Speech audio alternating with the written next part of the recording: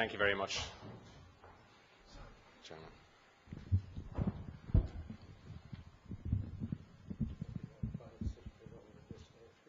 Okay, that's fine. All the technology is set. So I'm delighted to be here. Thank you very much, Joe, for the invitation. And I suppose I'd like to open by congratulating you on the event. The coverage, the media coverage during the week when I was back at work has been phenomenal, even better than previous years, if that's possible. So really well done to everybody, you and all those who are supporting you. And thanks again for the invitation. I'm going to talk about a number of issues, and hopefully it will stimulate some interest in questions, and I'd be happy then to take questions in relation to it. They say that you can only get 4 messages across in any presentation. So I'm not going to risk it at this early hour of the day. I'm only going to give you 3 messages. So I'm going to talk about the rationale for renewables, which has been very much in the public debate in recent times. I'm going to talk a little bit about electricity pricing, which is close to everybody's heart. And then I'm going to talk a little bit about what ESB can and is doing about stimulating our sector of the economy. So let's kick off by talking about renewables. Everybody knows, you know, the renewables, I suppose, that are out there, the various forms. I suppose the reality, I suppose, is wind is the big one, and a lot of research and development going on into other technologies like solar, biomass, wave, tidal, and heat pumps, you know, coming very much into the fore. But I suppose the one that is really sort of racing ahead at the moment is the wind sector. The whole issue about renewables is, first of all, we'll come back to this when talking about the price of electricity, but we do not have any natural source of energy. You know, we have peat that we've burnt for some time. People might have mixed views on that, but that will have a limited lifespan. And everything else, all the fossil fuels that we have, are imported. There is no other European country that is so dependent on imported fossil fuels than us. You know, over 90% of our electricity is generated from imported fossil fuels. And the absolute reality of that, even though we're in recession, the recession will last longer than any other recession, but we'll come out of it. But the absolute reality is that fuel will go up again. It will definitely go up again. And in our sector, you know, you can't look at 1 or 2 or 3 years. You have to look at long term, and you have to plan long term. So when fuel goes up, and with that, the whole drive in relation to the environment is going to drive the cost of carbon up as well. And when you get to that stage, then renewables come into their own. Now let me just give you a small example in relation to that. When fuel went really high, you know, which is probably about, you know, about 12 months ago now, fuel went really high. People that we had given long-term contracts to for wind projects were coming back saying, we want out of the contracts, we want to compete in the open market, because wind was then competitive. So wind has already been competitive. Okay, it's supported now because fuel has dropped dramatically.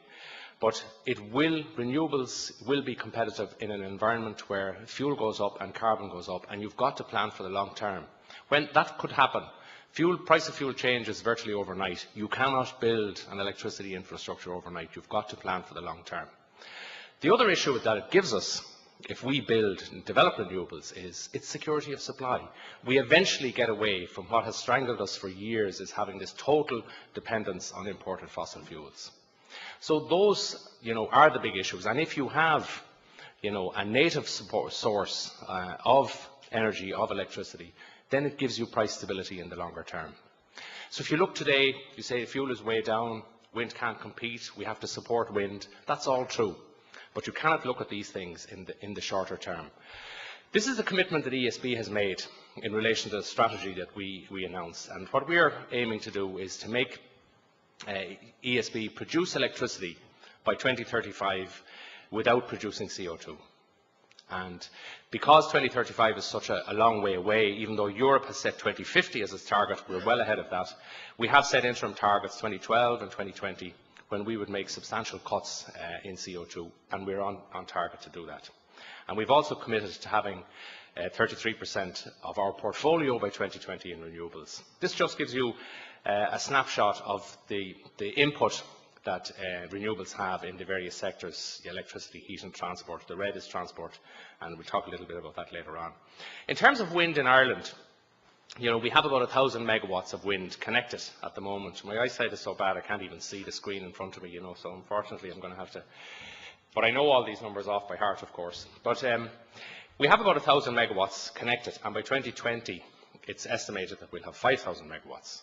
Now, just to give you sort of a little bit of background on that, there's a number of mechanisms. They call Gate 1, Gate 2 and Gate 3, and the offers for Gate 3 are sort of going out at the moment. But you can see the amount of wind development that is proposed for Ireland, and the size of the sort of renewable sector that we're looking at. And this gives you just a sort of a graphical picture of exactly where it is. And in order to sort of make the connection easier, it is being done in blocks now, so that you can actually try and sort of make the infrastructure easier to build to connect up wind. This just gives you a picture, and it's interesting, of what the amount of wind that you have in Europe generally, in the Nordic countries, which people speak a lot about wind, in the UK, and then what Ireland has in terms of the percentage of total installed capacity. Now, the red is installed, the green is in progress, and the yellow is the future. Will all of this be built? Well, probably not. It's difficult to get money now. Money is expensive. But you can see the scale at which and the pace at which we are moving in this particular area, and I suppose the support that the whole wind sector has got. This is ESB's target. Our target is to have 600 megawatts of onshore wind in Ireland by 2012, 200 megawatts in Great Britain, and 1,400 megawatts by 2020. We are investing in research and development and other technologies. We've committed to investing 4 billion in renewables over the next 15 years, and our target is to have 33% of ESB's portfolio in renewables by 2020. So, in summary, in relation to that particular message, today the renewable sector is supported. We accept that. But just take a very short period in our sector, in the energy sector, take a 10-year time scale and ask anybody, any analyst, what will the price of fuel be at that time? And you will see that the whole drive towards renewables makes sense in every sector for ESB, in terms of carbon, in terms of the environment, in terms of security of supply, having our own source, and in terms of stability and pricing. The last piece about the amount of renewables that we're building here, it has got to go hand in hand with interconnection. And we've been talking about interconnection for years. In 2003, I offered to build the interconnector to the UK and hand it over, lock, stock and barrel, to whoever government wanted, but there was concerns about the whole issue of dominance and it didn't happen, and we're still talking about it. We have a new target of 2012. All I'm saying is that in this whole package, for us to develop that amount of wind on our small system, we need interconnection. We need to be connected to the UK grid to make it one grid, and I believe that will happen, needs to happen faster. Now, I'm just going to talk a little bit about pricing, I suppose, which everybody has a real keen interest in. And this just shows you how this sort of market works in Ireland. We have a pool, we have a load of generators here on the left-hand side, and these are the suppliers who supply you. And in between, we have a grid that just moves it from one place to the other. So it's a very complex arrangement, and the technicalities of it are complex, but the simple message is people make it, they sell it to a pool, suppliers buy it, and they sell it to you. And that's basically how it all works. But there's, so you don't have to worry too much about the deep technicalities about it. It's a pool system. Now, suppliers can have contracts with their own, because all of these people, not all of them, some of them have supply companies as well, and they can contract directly with their supply company. ESB cannot yet, anyway. It is my hope that one day we will be able to. So we will be able to drop the price of electricity. But at the moment, because competition is growing, we're not allowed to do that. And this gives you an idea of how the price of electricity is made up. So you see the red piece is generation. And of that piece, half is fuel. So because we import all the fuel, we are totally dependent in terms of our electricity price on how the international price of fuel varies. And you can see that it fluctuates a lot. Now, people actually lock in, because the amounts of money involved in buying fuel are so enormous. When it comes to summertime, people lock in for the following year. And a lot of the sort of annoyance around the issues with big suppliers is If you lock in at a high price, then you're locked in. It's like locking in your mortgage at a fixed rate.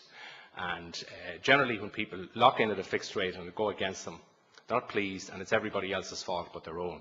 So if you lock into a contract for 1 year or 2 years, it's the very same as locking in your mortgage at a fixed rate.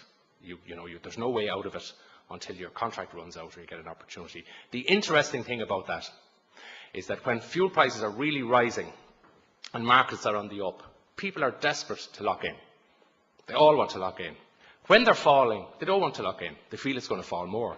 So you have all this sort of mix of people. If you lock in when the price is down, when people have done that over the last 6 to 9 months, have really, really done well, and really have, in the industrial sector, cheap electricity. Those who locked in the 6 months before that, when fuel were high, are obviously suffering. Now, there's a myth that I'm delighted to have the opportunity to talk a little bit about, is that the price of electricity in Ireland is amongst the highest in Europe. Everybody says it. And one thing to sort of clarify in relation to that is, there's 2 million customers in Ireland. 300,000 of them don't use electricity. So they pay just a standing charge. We are one of the countries, not all countries have a standing charge. Some of them spread it over the entire usage. We have a standing charge. The 300,000 are made up of empty houses, holiday homes. In the old days, farmers would have got a connection to their house and to their outbuildings. Most of those connections still there. Electric fences had dedicated supplies of their own, very seldom used now, but all still there. So there's about 300,000 customers who only pay the standing charge. Now, if you include those in the lower use, you are going to get a completely distorted view of what the electricity price is. So you've got to look at the average. And if you look at the average, you will see that this is the domestic sector, that even though domestic prices in Ireland are above the average, it's barely above the average. And you have countries like Belgium, Netherlands, Germany, Italy, Denmark, much higher in the domestic sector than Ireland is. So take the average and you'll see that in the domestic sector we're a little bit above the average, but not much. The very same applies in the commercial sector. And you can see there that countries like Belgium, Germany, Netherlands, Denmark, Italy, are above or similar to Ireland in that particular sector. And if you look to the left of that, Spain, they have a 15 billion subsidy in the system because they grew that subsidy time and time. Believe it or not, the utilities sold that subsidy, which was a commitment from the government to pay it back, to the banks. And you can imagine the difficulties that's creating at the moment. But others on the left-hand side, lots of them have nuclear or hydro or combinations of both. But again, in the commercial sector, we're above the European average, but not much above it. Our problem is in the jobs sector. And this is the picture for the industrial electricity, that we're way above the European average in the industrial sector. Now, back in the 1990s, there was virtually only one supplier, it was ESB. And at that time, we weren't investing in renewing the network, but the prices were the lowest in Europe. And everybody sort of harks back to that time. But one of the things that we did at that time that nobody ever knew, because there was only one supplier, we made our submission to government. They didn't give us a price increase for 15 years anyway, but we skewed the tariff towards the industrial sector so that we could keep the industrial sector, and the job creation sector at as low as possible level. When we went open market, it has to be open book, and everything is sort of done in accordance with regulation, and that's what you see, that cost reflective tariff, as they call it. Now look at our competitors, at what they do. If you look at Denmark, Germany, Holland, places like that, the green is where the price of domestic electricity is compared to the European average. The blue is where the price of commercial electricity is, commercial businesses compared to the European average. But get to the job sector, the red sector, and you see where they are. Now, everybody has known this in the energy sector for a long time. People may not have known that we actually sort of dealt with this in our own way in the 90s when it was just one supplier.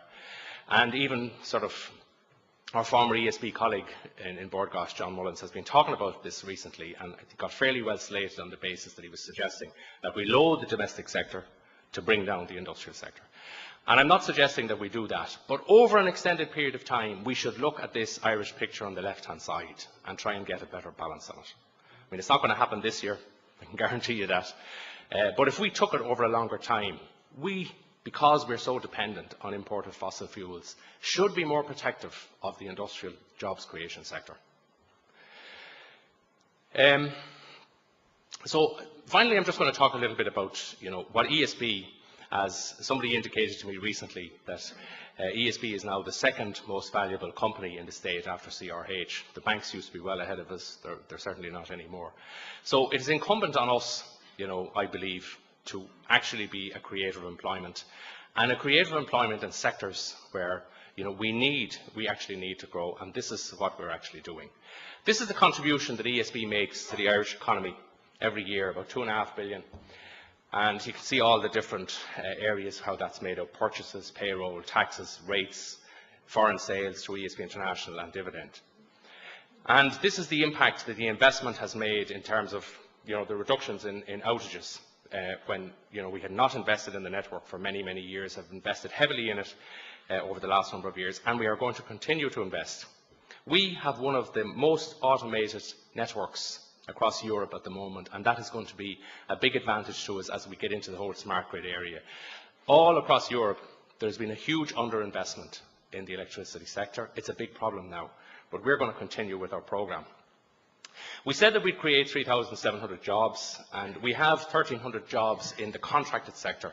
We're going to keep those. There's a lot of anxiety that we might stop our capital investment programme. We're not doing that, so we're going to keep those jobs going. And as well as creating jobs in the economy, we are committed to finishing the training of the FOSS apprentices. The first 100 have actually gone through and are now qualified apprentices. These are people who were let go from other employment before their training was finished. So we're working with FOSS to get through that. And we're also, instead of taking on the normal number of apprentices this year, for the next number of years, instead of taking on 45 trainee apprentices, we're taking on 100. And we're developing it into a 6-year programme, whereby the first 2 years everybody does their standard trade training, and we will train those people over that period of time to bring them up to university entry level. And after 2 years, 50 go back to college to do engineering, and 50 continue to do their trade, and that programme has started as well. The areas where we see big opportunities for growth are electric vehicles. And Southern California Edison, I met the people again during the week. We're doing a lot of work in association with them. They are the lead utility now in terms of smart metering and the development of electric vehicles. Electric vehicles was blocked in the past largely by the motor industry, and it's not going to happen this time. It's going to be slow, but we are going to be supporters in rolling the infrastructure out to make sure that that works this time around. In relation to home energy efficiency, we have big targets in the country in terms of energy efficiency, and we have already started a programme where we're going to provide home audits for people, where we'll audit your house free of charge, and we'll give you what you need to do to raise your efficiency level in accordance with the standards that have been set out, and give you an idea of where you can get grants for that and where you can get money. All the banks who have now commitments to government to support this sector are prepared to sort of play their part in that. So that's a programme that we feel is going to grow and grow over the next number of years. And when we come to do your audit, we won't be asking who your electricity supplier is. We have an investment fund that we started because I suppose part of this was we've been inundated with people who are saying that if ESB was only with me, I could create the solution to wave technology, but there's loads and loads of people out there. So we've set up a fund. We do intend to invest in new technologies, and not all of them work, but we believe that some of them will. And the whole smart grid and smart networks, I won't dwell too much. You could talk about a presentation on its own, but it is something that's developing. It is going to create a lot of employment in terms of the additional infrastructure that has to be developed. And we are redeveloping our head office building, including the famous front. And we're in a competition at the moment, and we believe that it's a good time for us. The building needs something done. It either has to be completely refurbished or rebuilt, and that's what we're going to do. So hopefully you'll see the benefit of that in time to come. So 3 messages. Renewables is a key part of the way forward. We may be supporting it today, but in terms of the way fossil fuels are going to go, we have no other alternative but to be there. And in time, it will pay us back handsomely in terms of having security of supply, having a source of electricity for ourselves on the island, and it will provide stability in terms of price and will go a long way to solving our carbon problems. Price, really significant, and the whole emphasis in terms of price, with due respect to hard-pressed people who have to pay their domestic bills, should be to try and support the job creation sector. And ESB is committed to creating between 3,000 and 4,000 jobs over the next 5 years, which we will report on year in year. Thank you very much.